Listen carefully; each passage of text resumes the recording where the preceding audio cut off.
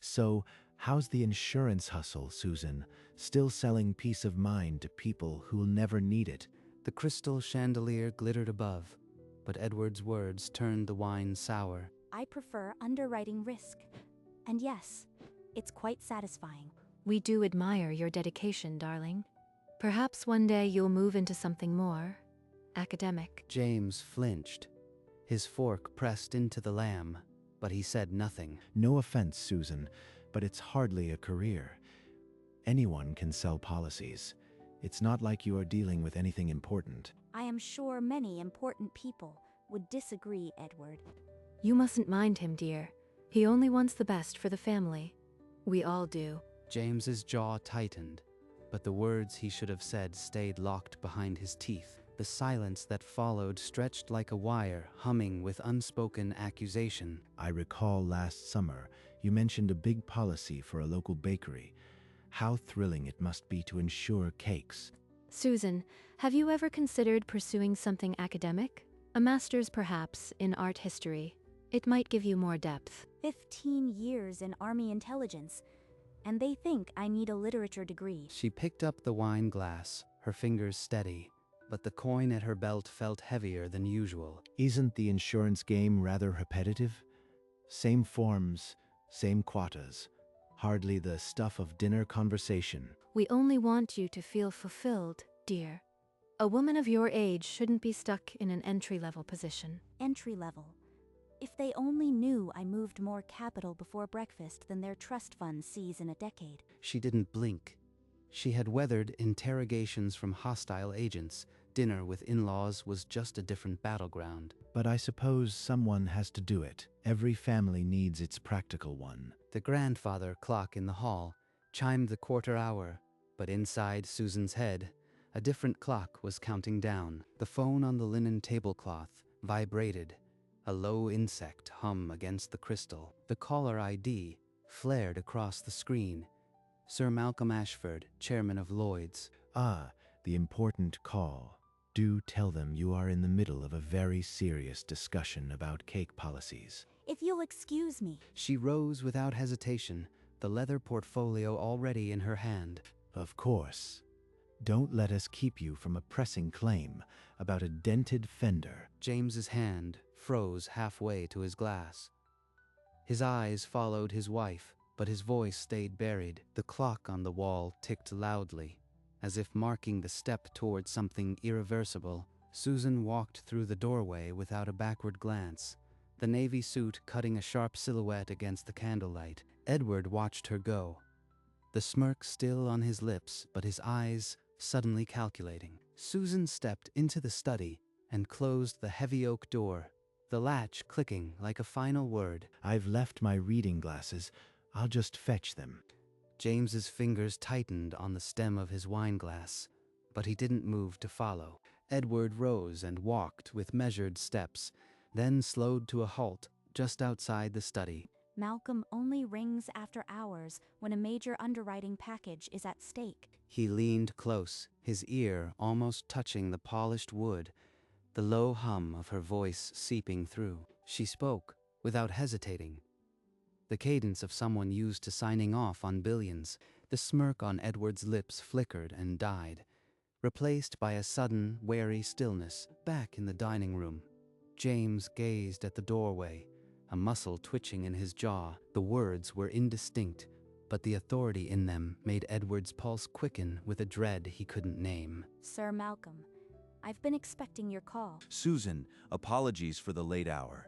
The royal household has given the green light on the convoy logistics. Edward barely breathed. Royal household.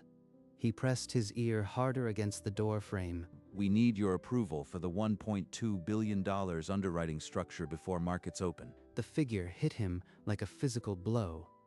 1.2 billion. He felt the hallway tilt. The structure looks sound. I've reviewed the sovereign guarantees. I approve. Excellent. I knew we could count on you, Susan. You are the only one who could tie this together. Edward's mind raced, tying together sovereign guarantees. This wasn't selling insurance. This was something else. I'll have my team coordinate with the palace liaison. Are we still on for the quarterly risk audit? Edward pulled back from the door, his face ashen. The woman he'd mocked was managing a billion-dollar royal contract. How do you want the excess of loss layers structured? The palace insisted on a bespoke trigger. Layered at 200 million on the captive, with an aggregate stop loss at 400. I've already stress-tested the corridor. Edward didn't understand half the words, but they hit him with the force of a door slamming shut. The sovereign guarantee covers the first loss position, but we need a clarity clause if the convoy reroutes through high-risk waters. Precisely. That's why we needed your military intelligence background. No one else bridges the gaps like you. Military intelligence. The words burrowed into Edward's chest and sat there, cold and heavy. I am sending you the revised syndicate allocation now. Confirm receipt. Edward's hand, still pressed against the frame, began to tremble. And Malcolm, let's schedule the risk audit for next Tuesday. I want the palace liaison on that call. He had called her a salesperson. Now she was casually summoning the palace to a meeting. Edward felt the floor shift under him. One more thing, Susan. The U.S. Defense Contractor Policy Renewal 400 million, same terms as before. I need your sign-off. Approved. Send me the paperwork. I'll execute tonight. Edward's chest tightened. 400 million, tossed off like an afterthought. And the geopolitical risk memo you sent this afternoon, it was exceptional. The Pentagon office cited it. The Syria corridor analysis was overdue. I'll update it again if the conflict spreads. Edward's back pressed against the hallway wall. Syria corridor, Pentagon. One more matter, the Gulf Syndicate restructuring. We'll tackle that Tuesday.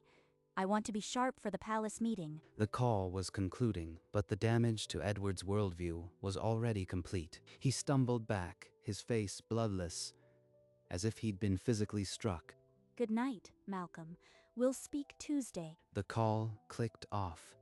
She laid the phone on the desk. The silence rushing back in, she straightened her lapel, the Lloyd's pin catching the lamplight like a gilded secret. Edward heard the call end and recoiled from the door. His footsteps hurried and clumsy. He retreated to the hallway, his chest heaving, trying to press the color back into his cheeks. His hands trembled. He stared at them as if they belonged to a stranger. A deep breath. He forced his features into something resembling calm. Susan smoothed the lapel of her suit once more, then walked to the study door. He heard the door open and quickly straightened, his heart hammering against his ribs. Edward walked back toward the dining room, but his face was still the color of old bone. The dining room fell silent as Susan walked back in, her heels clicking with the rhythm of a metronome. Everything all right? You were gone quite a while. Edward quickly looked away, busying himself with a piece of bread, his fingers unsteady. I am sure it was just a routine office matter. Nothing to bore us with. Quite right. Work talk never pairs well with salmon. No more hiding. They'll hear it straight, and they'll choke on it. James, that call was the chairman of Lloyd's, and I think it's time you all knew what I actually do. Edward's hand froze midair, a crumb of bread falling onto the tablecloth. Whatever do you mean, dear? We know you sell insurance. Susan locked eyes with Edward, and for a heartbeat, the room held its breath. That was Sir Malcolm Ashford, chairman of Lloyd's.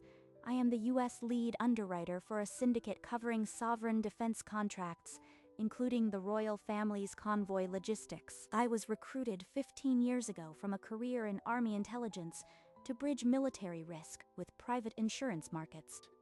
The words dropped like lead weights onto the linen tablecloth, shattering the evening's quiet condescension.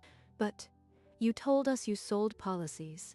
We thought you handled small business claims. Edward's face, which had been pale, now looked as if he'd seen a ghost. You never said a word. I thought you were just a claims adjuster. This pin signifies I am a Lloyd's underwriter.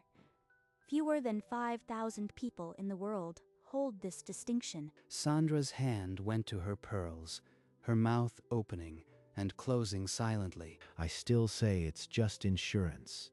Fancy words don't change the trade. But his knuckles were white, and his eyes darted toward the door like a trapped animal. Well, that's remarkable. I always knew you had potential, Susan. But the words scraped out of him like gravel, the sincerity nowhere to be found. In fact, you must help me with my estate planning. I have some rather complex trusts that could benefit from your expertise. She didn't blink. She simply watched him, the silence more damning than any retort. It's a perfect fit. You understand risk, and my portfolio could use that military discipline you bring. Sandra's polite smile returned, but her eyes were calculating, reassessing the worth of the woman she'd dismissed. James looked at his father with something close to disgust, but his voice stayed stubbornly silent. 15 years of being told I wasn't good enough, and now he wants my signature on his will. The room had tilted, and everyone felt it. Edward was no longer the patriarch holding court. He was a man scrambling to salvage his pride. Well, what do you say, Susan? It's a brilliant opportunity for us both. I don't think that would be appropriate, Edward. You have your own advisors. Edward's wine glass hit the table with a sharp crack, the sound ricocheting off the walls. I am tired. James, take me back to the hotel. A weighted pause hung between them as James looked at his father, disappointment hardening into resolve. I'll drive. You are leaving? Over a simple misunderstanding? This is absurd. Susan walked toward the door without a backward glance, her heels striking the floor like a gavel. James followed close behind, and the sound of the door clicking shut was the only reply Edward received. Edward's hand trembled around the stem of his glass, the wine untouched before him. The dining room sat in stunned silence, candles guttering over half-eaten plates, and a chair left permanently askew. This is absurd. You can't walk out over a petty disagreement. We're family. Susan didn't pause. She pulled her coat from the hook and pushed open the heavy oak door, letting in a gust of cold night air. James, don't be a fool. She's twisting this into something it isn't. Come back, and we'll discuss it like adults. The door shut with a resolute thud, muffling his protests. The car's interior was cold, the leather seats stiff from the evening chill, as James turned the key. He drove without speaking, the silence pressing in like a third passenger. Are you all right? His voice was strained, barely rising above the hum of the engine. I am fine, James, but I won't be treated like a target for their condescension again. He nodded, his knuckles still white on the wheel, and drifted further into the London traffic. I've been pretending for years, James. Your father's little jokes, your mother's helpful suggestions, and you never once told them to stop. His grip on the steering wheel loosened, the accusation cutting deeper than anger ever could. I know. I should have. I thought I was keeping the peace, but I was just a coward. The words scraped out of him, raw and unfiltered, the first time he hadn't measured every syllable. I forgave you a long time ago, but I won't live under their contempt. Something has to change. The city lights blurred past as he blinked rapidly, the weight of his silence finally crushing him. What do you need me to do? I'll do whatever it takes. She turned to look at him for the first time since they'd left, her expression softening just slightly. Just be on my side, fully.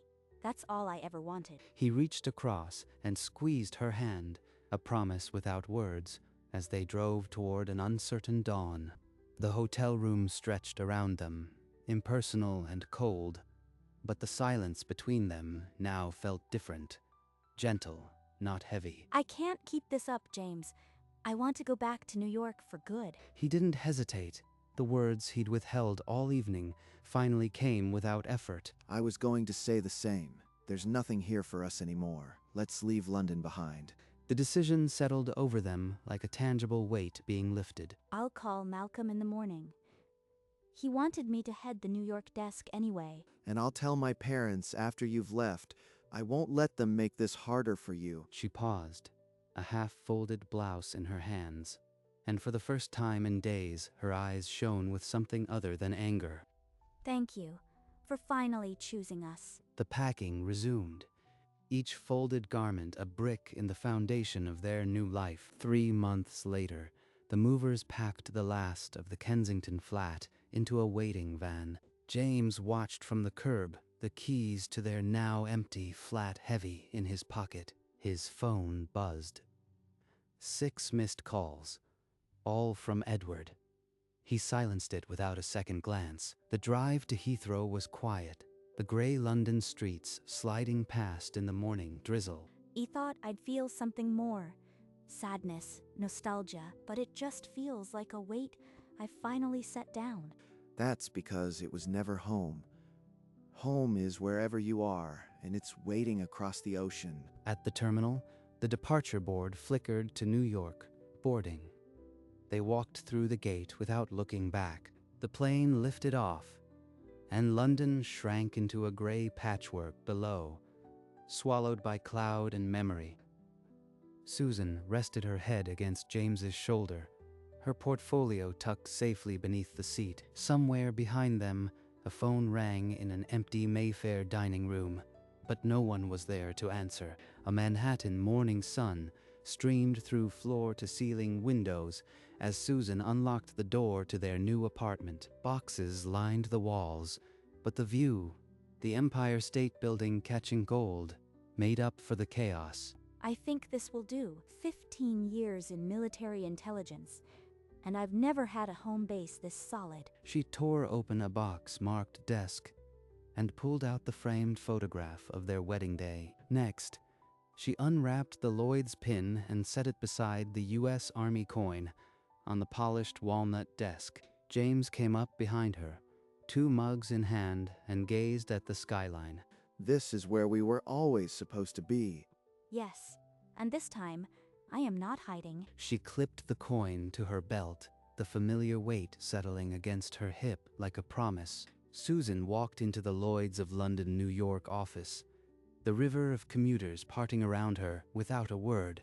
A junior underwriter approached her desk, a file trembling in her hand, silently seeking an opinion on a maritime liability clause. Change the deductible to 1 million and add a war exclusion. Run it past compliance. The junior nodded and retreated, and Susan turned her attention to the waiting stack of contracts. Her desk phone rang, Sir Malcolm, with a brisk, familiar tone. Susan, the Gulf Syndicate restructuring hit a snag. The partners want clarification on the force majeure clause. Tell them it's in line with the Lloyd's Market Association standard. I'll send a memo within the hour. She ended the call and looked out over the Hudson, the city, a map of her success. All those years, they thought I sold insurance. I built empires. And below, the city hummed on, oblivious to the quiet power behind the window. Across the Atlantic, the Mayfair townhouse had grown quiet, the echoes of that dinner still clinging to the walls. Edward sat in his study, the same green banker's lamp casting shadows across the desk where she had taken the call. Her chair has been empty for months.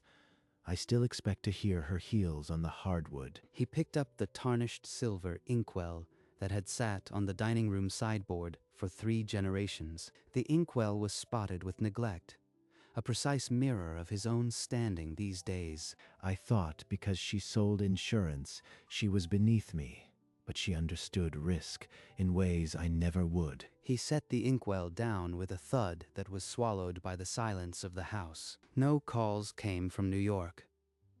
James had stopped answering months ago, and in that quiet, Edward Reeves finally understood the cost of mistaking armor for weakness.